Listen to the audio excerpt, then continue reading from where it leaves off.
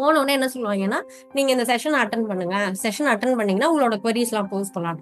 First செஷன்ல அவன் வரவனே இல்ல. என்னைக்கோ எடுத்த வீடியோவ போட்டிருப்பாங்க. டேய் இந்த வீடியோவ நான் யூடியூப்ல பாத்துட்டு போறேன்டா. பிகின்டுட்லயே எதுலயோ போட்டிருப்பான். அதை நான் பாத்துட்டு போறேன் அப்படின்னு இருக்கும்.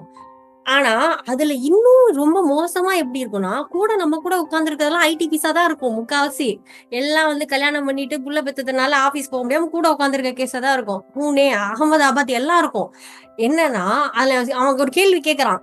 என்னன்னா, உங்களுக்கு நியர்பை புவி சார்பு இருக்கிற ப்ராடக்ட் எதுவோ, can you guys list few அப்படின்றான். அதுவே ரெக்கார்டட் வீடியோ.